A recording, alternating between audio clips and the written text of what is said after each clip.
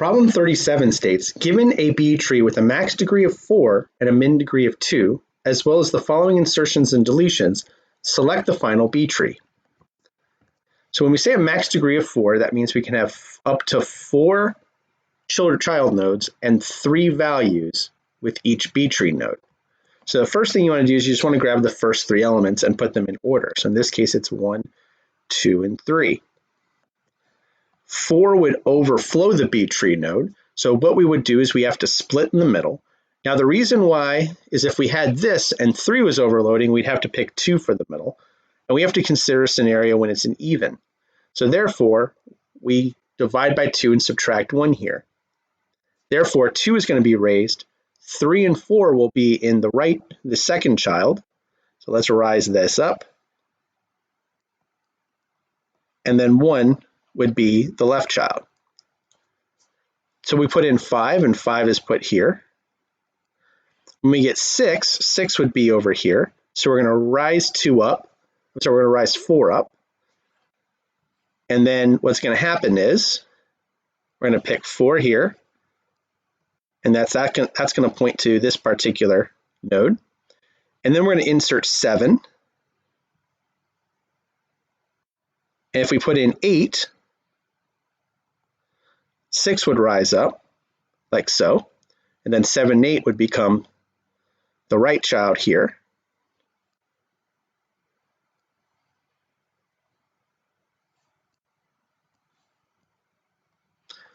And then when we insert 9 and 10, then we would rise up 8.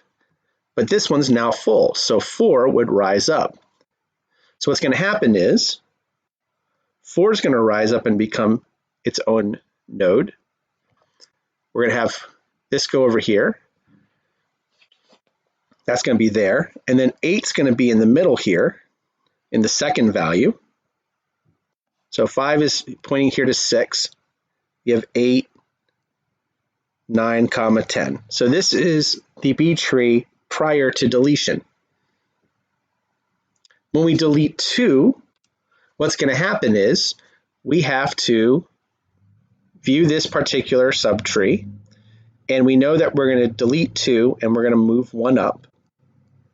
And so now we have a scenario in which we don't have enough values to fill all B tree nodes. So we are going to combine 1 and 3 and rise up an empty node.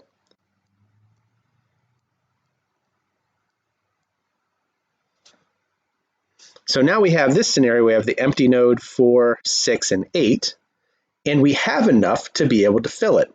So what's going to happen is we're going to perform a rotation. We're going to move 4 down, and we're going to move 6 up to the root. So this becomes where we had that borrow from next. So borrow from next would come over here.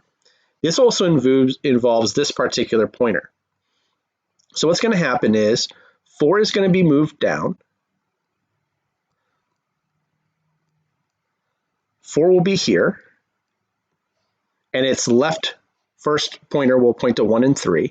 We're going to move 6 up here.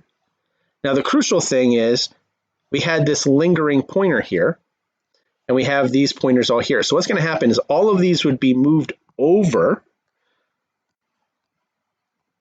and then this pointer is going to become the second child over here. So this means 8 is its own node here. We have 1 and 3, 5, 4, and 6. So now the second is where we're going to delete the root node of 6. So what's going to happen is we're going to eliminate 6. We are going to get 5 here and move it up, and we have an empty node there.